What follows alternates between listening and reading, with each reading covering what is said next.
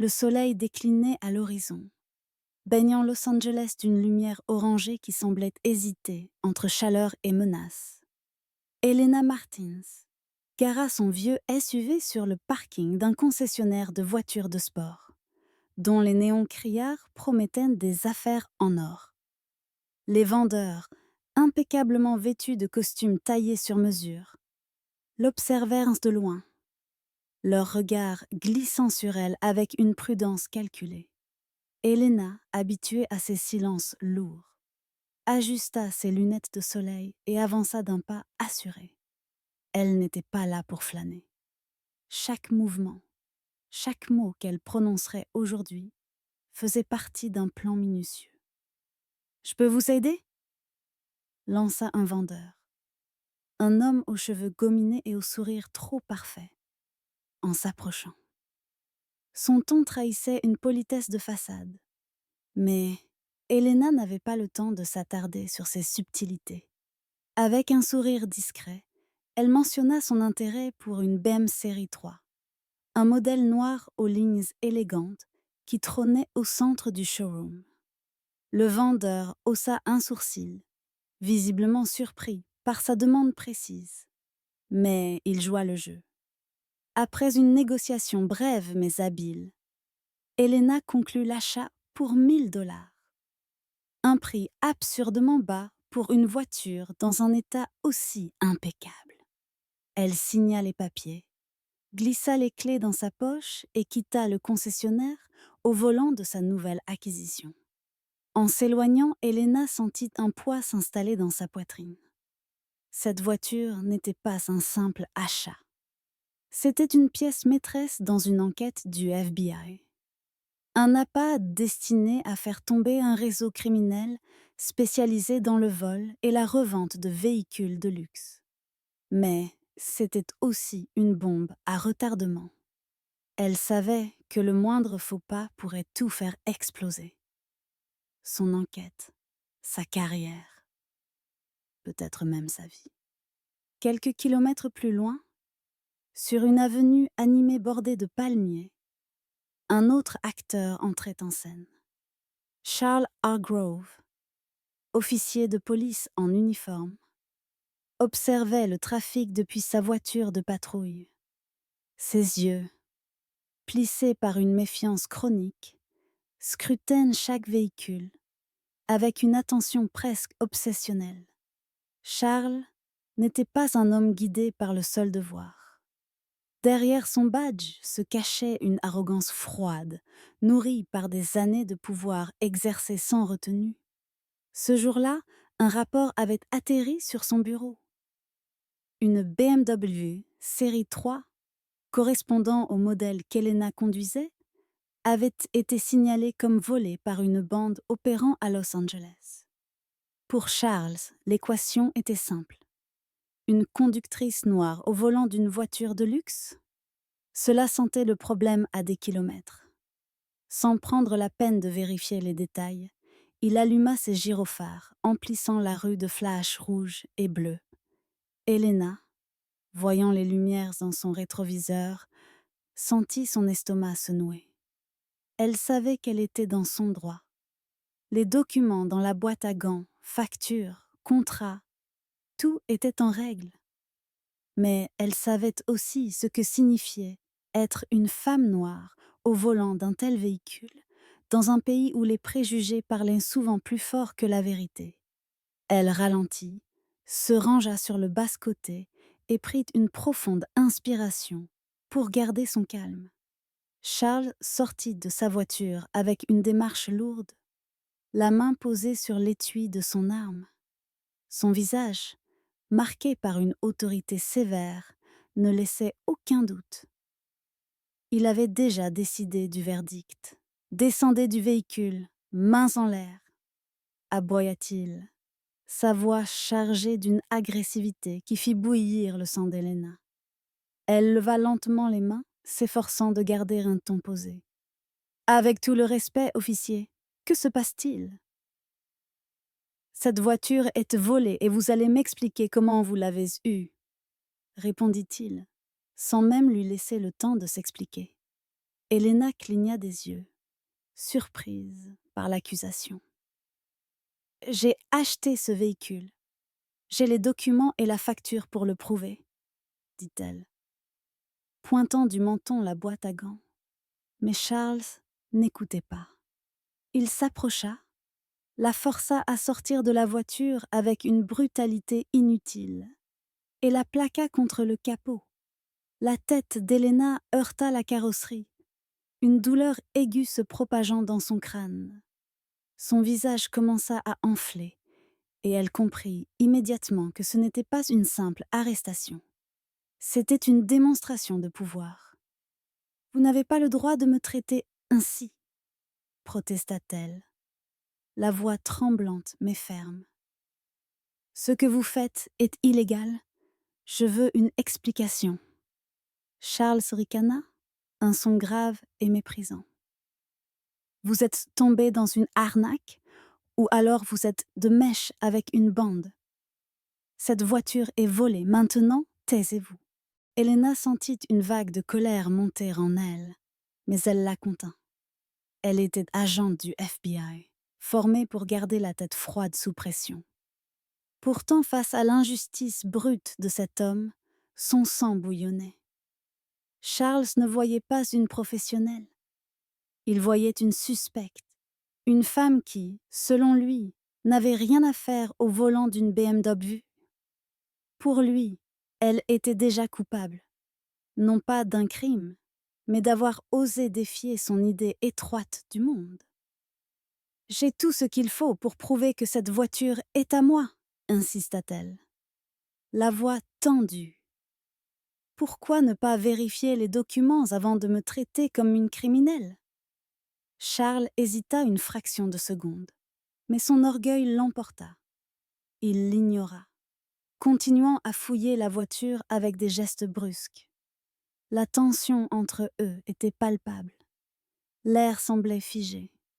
Des passants commençaient à s'arrêter, leur téléphone pointé sur la scène. Mais Charles ne faiblissait pas.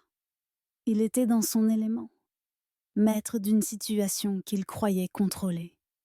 « Je ne vous ai pas demandé votre avis, » lâcha-t-il, serrant son épaule avec force, tout en jetant un regard circulaire, comme pour s'assurer qu'il avait un public.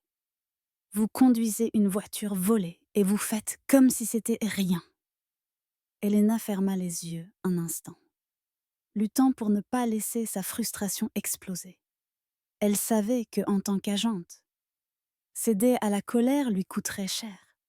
Mais l'indignation était là brûlante. Cet homme ne l'écoutait pas. Il avait déjà décidé qui elle était, ce qu'elle faisait, où était sa place. Et cette place n'incluait pas une voiture de luxe. Finalement, Charles se décida à jeter un œil aux documents qu'elle avait mentionnés. Il les arracha de la boîte à gants avec un mépris évident, les feuilletant à peine. Puis il revint vers elle, toujours plaqué contre le capot. « Comment vous avez payé ça?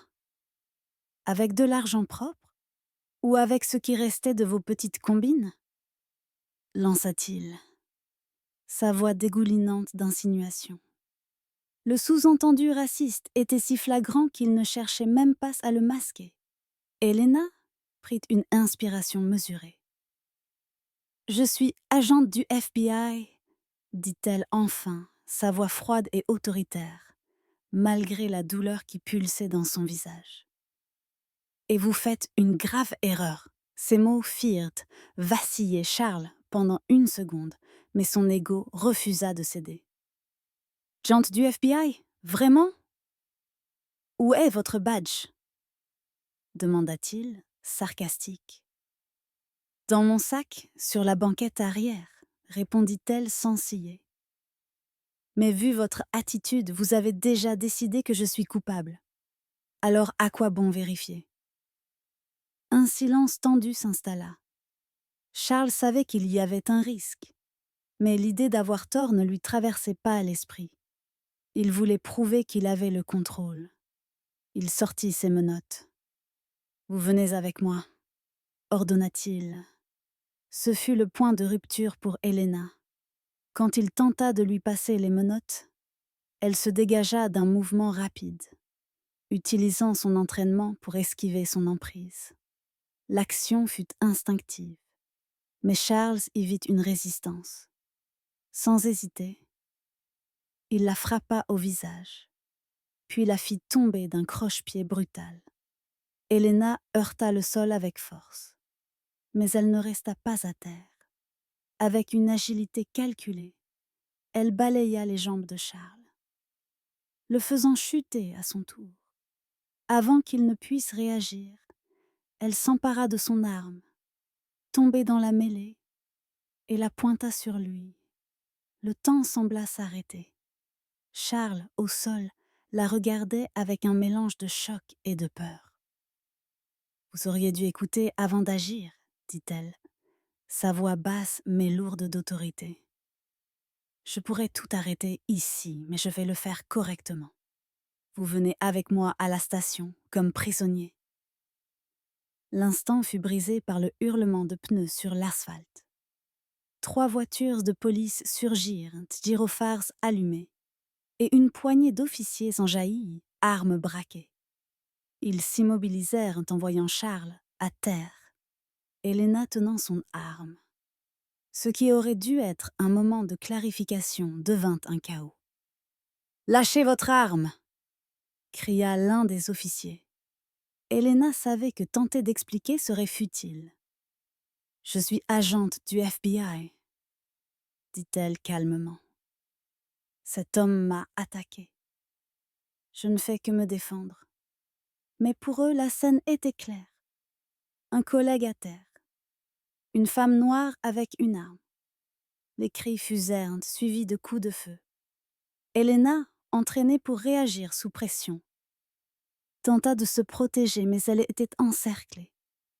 En quelques minutes, elle fut maîtrisée, menottée et traînée vers une voiture de patrouille. Charles, lui, fut relevé par ses collègues, un sourire narquois aux lèvres malgré la douleur. Au poste de police, Helena fut conduite dans une salle d'interrogatoire, une pièce froide éclairée par une lampe suspendue qui projetait des ombres dures sur les murs. Assise sur une chaise en métal, elle sentait encore la douleur de son visage tuméfié. Le chef du commissariat, un homme d'âge mûr à l'expression sévère, entra et s'installa face à elle. Il la dévisagea longuement avant de parler. « Vous prétendez être agente du FBI ?» dit-il d'une voix mesurée. « Si c'est vrai, pourquoi avoir résisté à l'arrestation ?» Helena prit une profonde inspiration, épuisée mais déterminée.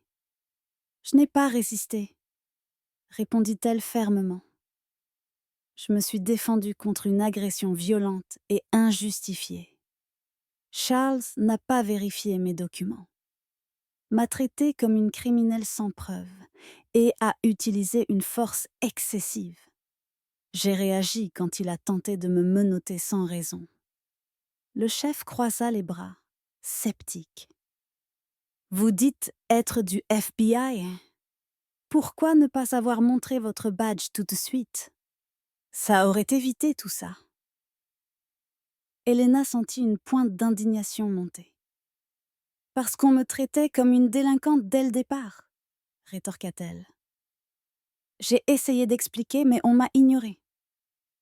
Mes documents étaient dans la voiture, je l'ai dit clairement. Mais Charles a décidé que son opinion valait plus que les faits. » De l'autre côté du miroir sans teint, Charles observait entouré de ses collègues. Sa posture arrogante vacillait légèrement. Il ne l'admettrait jamais, mais la fermeté d'Helena le déstabilisait. Elle n'avait pas l'air coupable. Au contraire, elle dégageait une autorité qui le faisait se sentir insignifiant, même s'il était libre, et elle menottait. Le chef soupira, passant une main sur son visage. Il savait que l'affaire était complexe. Charles était un vétéran, mais son dossier comptait plusieurs incidents douteux. Helena, elle, ne correspondait pas au profil d'une voleuse. Son attitude, sa façon de parler, tout suggérait qu'elle disait la vérité. Mais sans preuve concrète, il devait se fier à la parole de ces hommes. Et Charles avait livré une version convaincante. Pendant ce temps, l'agitation gagnait le commissariat. Un agent du FBI arriva avec des documents confirmant l'identité d'Elena. La nouvelle se répandit comme une traînée de poudre et la tension monta d'un cran.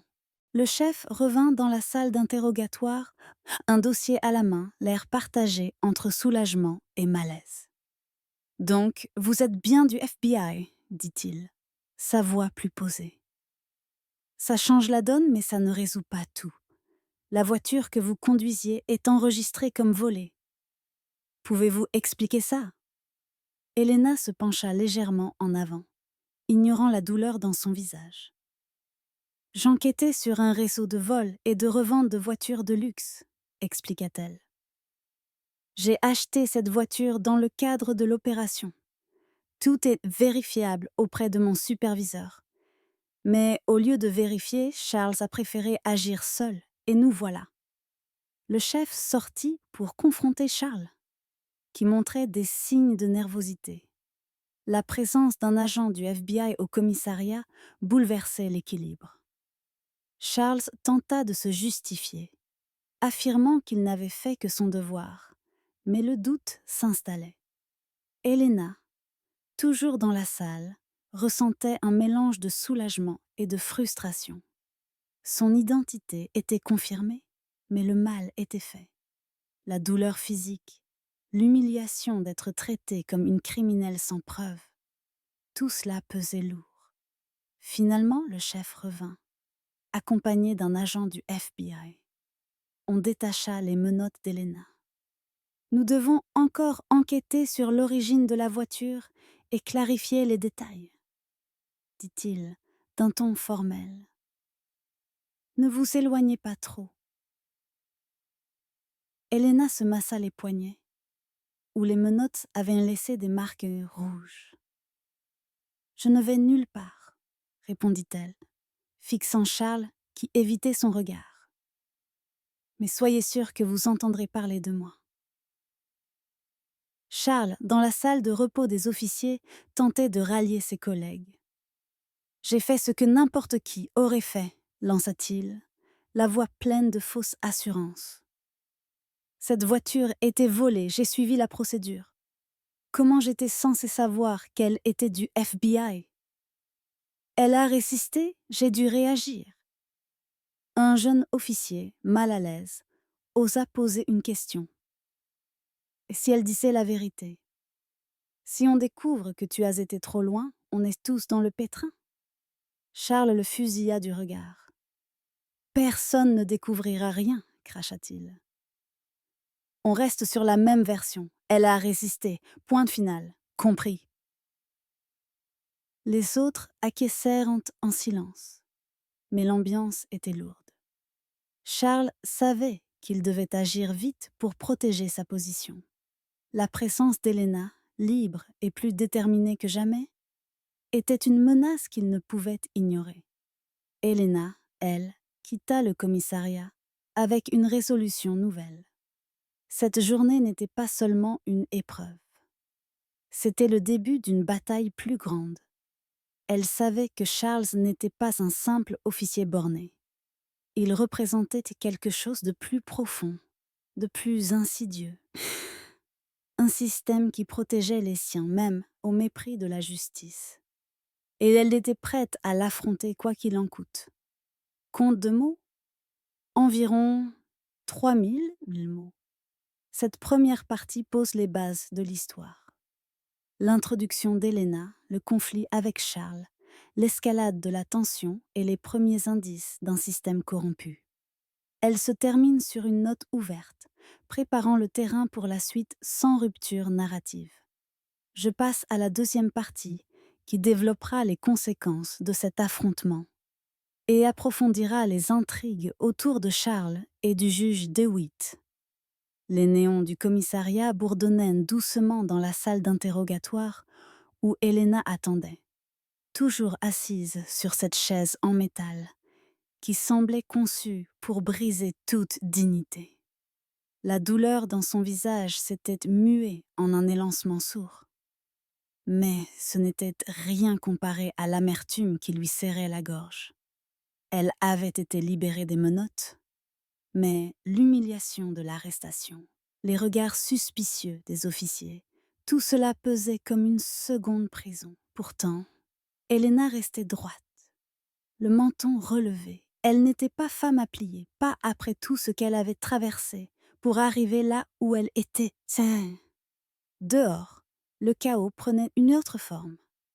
Charles Hargrove, entouré de ses collègues dans la salle de repos, jouait sa carte préférée, celle de la victime outragée. « Elle m'a attaqué ?» répétait-il, son ton oscillant entre indignation et assurance. « Une voiture volée, une suspecte qui résiste. J'ai fait ce qu'il fallait. » Certains officiers hochaient la tête, par loyauté ou par habitude, mais d'autres échangeaient des regards incertains. La présence d'un agent du FBI au commissariat, venu confirmer l'identité d'Elena, avait semé un doute que même Charles, avec toute son arrogance, ne pouvait ignorer. Dans la salle d'interrogatoire, le chef revint, les traits tirés. Il s'assit lourdement, posant un dossier devant lui. « Jean Martins ?» commença-t-il, choisissant ses mots avec soin. « Vos supérieurs ont confirmé votre version. La voiture fait partie d'une opération. Mais l'incident d'aujourd'hui, il complique les choses. Charles soutient que vous avez résisté. Il y a des témoins, des vidéos des passants. On doit enquêter. » Elena le fixa, son regard aussi tranchant qu'un éclat de verre. « Enquêter ?» répéta-t-elle, sa voix basse mais vibrante de colère contenue. Charles m'a frappé, m'a plaqué au sol sans raison. Il n'a pas vérifié mes documents, n'a pas écouté mes explications. Et maintenant, vous parlez d'enquêter comme si j'étais encore en tort. Le chef détourna les yeux, mal à l'aise. Il savait que Charles avait un passé trouble. Mais il savait aussi que remettre en question un officier vétéran dans son propre commissariat revenait à marcher sur un champ de mine. « Je comprends votre frustration, dit-il enfin. Mais nous devons suivre la procédure. Vous êtes libre pour l'instant, mais restez disponible. » Elena se leva, retenant une réplique cinglante. Elle savait que protester maintenant ne ferait que compliquer les choses, mais en quittant la pièce, elle croisa le regard de Charles à travers la vitre. Il esquissa un sourire narquois, comme s'il avait déjà gagné. Elle sentit une flamèche de détermination s'allumer en elle. Cet homme n'avait aucune idée de ce qu'il venait de déclencher. Les jours suivants furent un tourbillon de paperasse, d'appels et de réunions avec ses supérieurs au FBI. Elena expliqua l'incident en détail, livrant chaque moment avec une précision chirurgicale. Ses collègues, indignés par le traitement qu'elle avait subi, promirent de faire pression pour une enquête interne sur Charles. Mais Elena savait que ce ne serait pas si simple. Charles n'était pas seul, il avait des alliés. Des hommes qui partageaient son mépris pour tout ce qui menaçait leur autorité. Et Else, une femme noire, agente du FBI, représentait précisément cette menace. Pendant ce temps, Charles consolidait sa défense. Dans les couloirs du commissariat, il murmurait à ses collègues, tissant une toile de demi-vérité. « Elle m'a provoqué, » disait-il. « Elle a sorti une arme, qu'est-ce que j'étais censé faire ?» Certains le croyaient par loyauté, d'autres par crainte de s'opposer à lui. Charles connaissait le jeu. Il savait que, dans ce système, la vérité importait moins que la solidarité entre uniformes. Mais une tempête se préparait. Une plainte officielle fut déposée contre Charles, soutenue par les documents d'Helena et les témoignages de passants ayant filmé l'incident. Les vidéos, bien que floues, montraient clairement l'agressivité de Charles, son refus d'écouter Helena, la violence de ses gestes. Les réseaux sociaux s'emparèrent de l'affaire, et bientôt, le nom d'Helena Martins devint un symbole pour ceux qui dénonçaient les abus de pouvoir. Charles, sentant la pression monter, décida de jouer une carte plus sombre. Il réunit 3 collègues de confiance dans un coin discret du parking du commissariat, à l'abri des regards. « Un problème ?» commença-t-il, allumant une cigarette. « Cette Martins ne va pas lâcher. Et si elle gagne, c'est pas juste moi qui tombe. C'est nous tous. » Les hommes échangèrent des regards tendus. Ils savaient ce que Charles voulait dire. Leur loyauté envers lui et envers le système qui les protégeait avait un prix. « Qu'est-ce que tu proposes ?» demanda l'un d'eux, un officier plus âgé, la voix rauque. Charles exhala une bouffée de fumée, son regard dur. « On touche à ce qui compte pour elle. On lui montre qu'elle n'est pas intouchable. » Il fit une pause, laissant ses mots s'imprégner. « Et si ça ne suffit pas, on s'en prend au juge qui pourrait entendre l'affaire. Richard DeWitt, un type droit, mais avec une famille.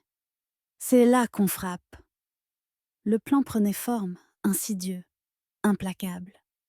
Charles savait que pour garder le contrôle, il devait frapper fort, briser toute résistance avant qu'elle ne devienne une menace réelle. Il ignorait cependant qu'Helena, de son côté, n'avait pas l'intention de reculer. Elle passait ses nuits à revoir chaque détail de l'incident, à contacter des collègues, à rassembler des preuves. Elle savait que Charles n'était pas un simple officier borné. Il était le symptôme d'un mal plus profond, et elle était déterminée à l'exposer. Quelques semaines plus tard, l'affaire prit une tournure inattendue. Une audience préliminaire fut fixée pour examiner la plainte contre Charles. Le juge Richard DeWitt, un homme respecté pour son intégrité, fut assigné au dossier. Helena y vit une lueur d'espoir. DeWitt avait la réputation de ne pas céder aux pressions. Mais Charles, lui, voyait une opportunité. Dans l'ombre, il mit son plan en route. Une nuit, alors que DeWitt travaillait tard dans son bureau, son téléphone sonna. Une voix inconnue, froide et précise, brisa le silence.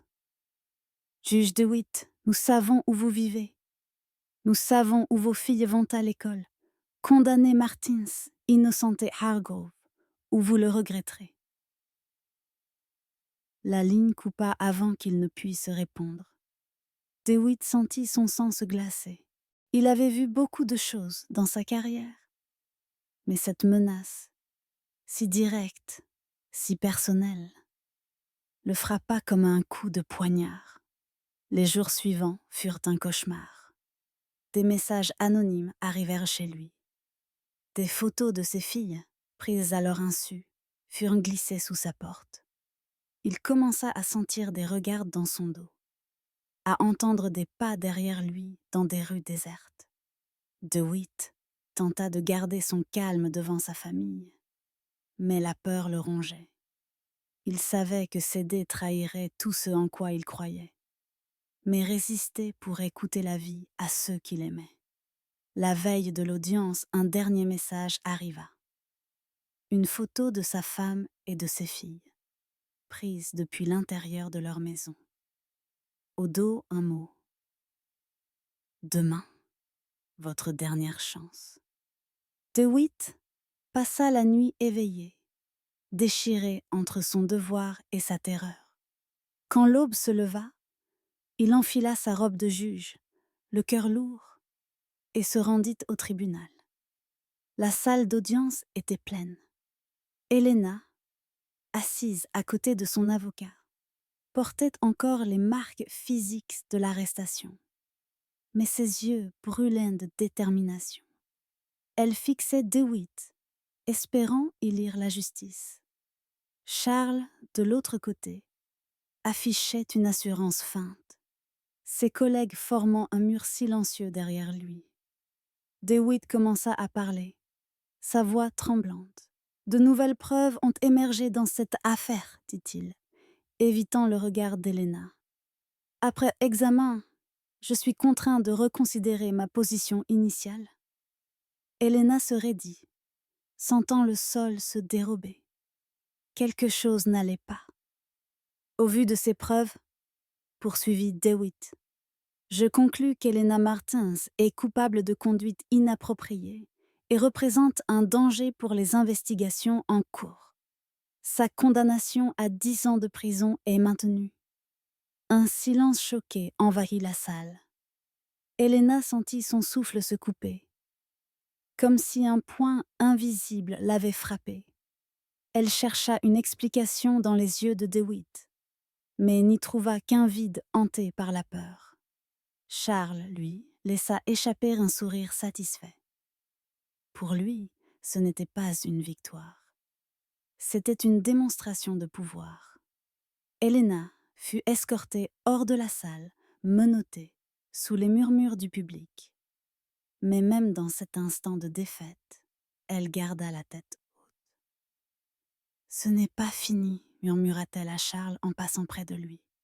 « Vous avez gagné aujourd'hui, mais la vérité finit toujours par éclater. » Charles haussa les épaules, comme si ces mots n'avaient aucun poids. Mais au fond de lui, une ombre de doute s'installa. Il y avait quelque chose dans la voix d'Helena, une force qu'il ne pouvait ignorer. DeWitt, resté sur son estrade, sentit le poids des regards sur lui. Il savait qu'il venait de trahir tout ce qu'il était. Mais il pensait à sa femme, à ses filles, à la promesse de les protéger. Ce qu'il ignorait, c'était que ce choix le hanterait bien plus longtemps que les menaces de Charles. Compte de mots, environ 3000 mots. Cette deuxième partie développe l'injustice croissante, la corruption de Charles et la pression sur DeWitt, tout en maintenant la tension et la détermination d'Helena. Elle se termine sur un cliffhanger, ouvrant la voie à la troisième partie, où la lutte pour la vérité prendra une nouvelle dimension. La prison était un monde à part, un univers de murs gris et de silence oppressant, où le temps semblait s'étirer à l'infini. Helena Martins, désormais prisonnière, marchait dans les couloirs du centre pénitentiaire, le regard droit, ignorant les murmures et les regards obliques des autres détenus. Chaque pas résonnait comme un défi. Elle n'appartenait pas à cet endroit, et pourtant, elle y était, victime d'un système qui avait plié sous le poids de la corruption. Mais Helena n'était pas brisée. Au contraire, chaque jour passé derrière les barreaux aiguisait sa détermination, comme une lame affûtée par la pierre. Les premières semaines furent les plus dures, les regards méfiants des gardiennes, les provocations voilées des détenus, le sentiment d'être observée à chaque instant. Tout cela pesait lourd, mais Helena avait appris, au fil de ses années au FBI, à transformer l'adversité en carburant. Elle passait ses nuits à repasser mentalement chaque détail de son arrestation, chaque parole échangée au tribunal, cherchant les failles dans le mur que Charles avait bâti autour d'elle. Elle savait que la vérité était là quelque part et qu'elle finirait par la faire éclater. Un matin, alors qu'elle attendait dans la file pour le petit déjeuner, une gardienne s'approcha, un sourire narquois aux lèvres. « Alors, l'agente du FBI ?» lança-t-elle, son ton dégoulinant de mépris. « Ça fait quoi d'être de l'autre côté des barreaux ? passe aussi amusant, hein? Elena la fixa, impassible. Je me sens exactement comme avant, répondit-elle, sa voix calme mais tranchante. Déterminée. La seule différence, c'est que maintenant j'ai tout le temps de réfléchir à ce que je ferai quand je sortirai. La gardienne ricana, mais son assurance vacilla. Il y avait quelque chose dans l'attitude d'Elena, une force qui dérangeait. Ce même après-midi, Elena reçut sa première visite. De l'autre côté de la vitre du parloir, 2 collègues du FBI, Marcus et une agente nommée Clara, s'assirent, leurs visages marqués par l'inquiétude et la détermination. Marcus prit la parole en premier. « Elena, on est là pour toi, dit-il, les poings serrés. On sait que tout ça est une mascarade. On a des raisons de croire que le juge DeWitt a été forcé et que Charles est derrière.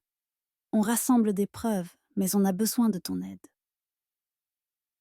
Elena se pencha en avant, ses yeux brillants d'intensité. « Charles n'est pas juste un flic pourri, » murmura-t-elle. « Il a des alliés. Je l'ai vu dans son regard au tribunal. Il sait qu'il a du soutien partout. Commencer par DeWitt. Quelque chose l'a brisé. Quelque chose d'assez gros pour le faire changer d'avis. Du tout au tout. Trouver quoi? Et on pourra faire tomber Charles. Marcus hocha la tête, mais son expression trahissait une pointe d'inquiétude. Et toi, comment tu tiens le coup ici? Je tiens, répondit-elle ferme. Mais je n'ai pas beaucoup de temps. Si Charles sent que vous vous rapprochez, il frappera fort. Ne le sous-estimez pas. Les agents promirent de la tenir informée, mais en regagnant sa cellule, Elena savait qu'elle était seule, du moins pour l'instant. Sa survie dépendait de sa capacité à rester alerte, à observer, à planifier. Elle commença à étudier son environnement. Les gardiennes corruptibles, les détenues influentes, celles qui, comme elle, semblaient être là pour des raisons injustes. Chaque détail comptait. À l'extérieur, Marcus lançait une enquête discrète mais implacable. Il savait que DeWitt était la clé. Le changement brutal dans sa décision, passant de la justice à la complicité, ne collait pas avec son passé d'homme intègre. Marcus et son équipe commencèrent par examiner les jours précédant l'audience. Ils découvrirent des appels suspects sur le portable de Charles, des numéros liés à des lignes prépayées, impossibles à tracer directement, mais un indice émergent. Une série de messages supprimés, récupérés par un technicien du FBI. Ils contenaient des menaces explicites contre la famille de DeWitt, avec des photos de ses filles prises à leur insu. Marcus comprit qu'il tenait quelque chose, mais il avait besoin de plus. Il décida d'approcher DeWitt directement. Une nuit, alors que le juge quittait le tribunal, Marcus l'intercepta près de sa voiture.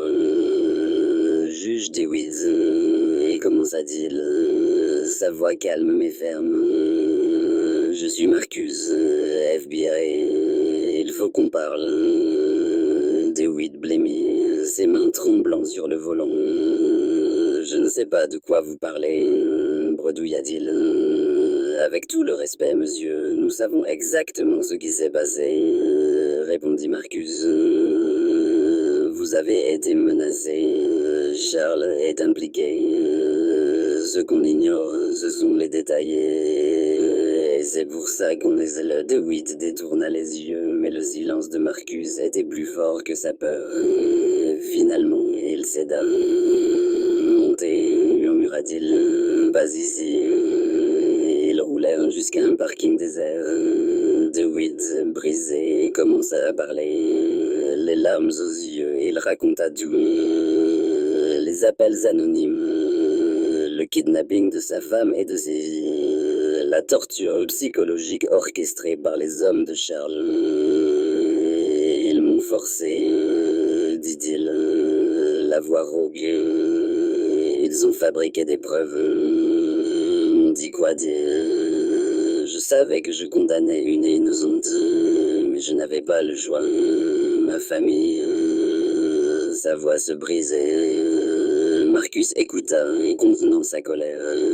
Dewitt était une victime, mais il avait aussi détruit la vie d'Helena. Ce qui compte maintenant, c'est ce que vous allez faire, dit-il. Aidez-nous à réparer ça. Dewitt hésita, terrifié à l'idée de représailles, mais Marcus le rassura. On protégera votre famille, mais on a besoin de votre témoignage. Après un long silence, Dewitt hocha la tête. D'accord, murmura-t-il. Je vais aider. Le lendemain, Dewitt se présenta au siège du FBI, où il livra un témoignage complet, enregistré sous haute sécurité. Il détailla le kidnapping, les menaces, les preuves falsifiées. Sa famille fut placée sous protection fédérale, relogée dans un lieu sûr. Mais Marcus savait que Charles flairerait le danger. Il était temps d'agir vite. Pendant ce temps, Charles, libre mais de plus en plus paranoïaque, sentait le filet se resserrer. Ses contacts au sein de la police devenaient nerveux. Certains ne répondaient plus à ses appels. Il commença à couvrir ses aises brûlant des documents, changeant de planque. Mais il sous-estimait la machine qui s'était mise en marche contre lui. Helena, informée par Marcus lors d'une visite, sentit une lueur d'espoir. On a le témoignage de Dewitt, lui dit-il, un sourire discret aux lèvres. Ce n'est qu'une question de temps avant qu'on démantèle tout. Helena hocha la tête, mais son regard restait sérieux. Charles ne se rendra pas sans se battre, dit-elle. Il va fuir, ou pire, essayer de faire taire Dewitt. Bougez vite. Marcus intensifia l'enquête. À partir du témoignage de Dewitt, son équipe remonta la piste des complices de Charles. Les messages récupérés menèrent à un officier proche de Charles, dont la voiture fut repérée près de la maison de Dewitt la nuit du kidnapping. Interrogé sous pression, il craqua, livrant des noms, des dates, des détails. Un à un, les alliés de Charles furent arrêtés, chacun ajoutant une pièce au puzzle. Mais Charles, sentant la fin approcher, prit une décision radicale. Une nuit, il disparut, abandonnant sa vie, ses contacts, tout ce qu'il avait construit. Il devint un fugitif, traversant les frontières avec des faux papiers, cherchant refuge dans les coins les plus reculés du monde. Il croyait pouvoir échapper à la justice, comme il l'avait toujours fait. Helena, toujours en prison, reçut la nouvelle de sa fuite avec un mélange de frustration et de détermination. « Il peut courir », murmura-t-elle à Marcus lors de leur prochaine rencontre. « Mais il ne peut pas se cacher éternellement. » Marcus acquiesça. « On le trouvera, promet-il. Et quand ce sera fait, tu seras libre et lui paiera pour tout. » Des mois passèrent et l'enquête prit une tournure internationale. Le FBI, en collaboration avec Interpol, traqua Charles jusqu'à une région montagneuse du Guatemala. Un lieu isolé où il pensait pouvoir disparaître. Marcus dirigea l'opération, un assaut méticuleux impliquant des équipes terrestres et fluviales. Sous un ciel gris, les agents encerclèrent une cabane perdue dans la jungle. Charles, acculé, tenta de résister, tirant un coup de feu en signe de défi. Mais face au gaz lacrymogène et à la précision des agents, il fut vite maîtrisé, menotté et traîné hors de sa planque. Marcus appela Helena depuis le terrain. On l'a, dit-il simplement. Elena, assise dans sa cellule, ferma les yeux, un sourire discret aux lèvres. Merci Marcus, répondit-elle. Pas juste pour moi, mais pour tous ceux qu'il a brisés. Charles fut ramené aux États-Unis, où il fut placé en détention de haute sécurité. Son empire de corruption, patiemment démantelé, s'effondrait. Elena, enfin libérée après la révision de son procès, ne se contenta pas de reprendre sa vie. Lors d'une cérémonie sobre, elle fut nommée chef national de la CIA, une consécration autant qu'un défi. Debout devant une foule de collègues, elle parla avec une force qui fit vibrer la salle. « Cette position n'est pas un trophée, dit-elle. C'est une responsabilité. Je combattrai la corruption à tous les niveaux, pour que personne ne subisse ce que j'ai subi. » Dudia, mais l'histoire ne s'arrêta pas là. 2 ans plus tard, Charles, emprisonné dans une prison de maximum sécurité, orchestra une évasion audacieuse. Profitant d'une faille lors d'un transfert, il disparut, laissant derrière lui un chaos médiatique. Elena, désormais à la tête de la CIA, reçut la nouvelle comme un coup de poignard. Elle savait que Charles ne s'arrêterait pas. Il viendrait pour elle.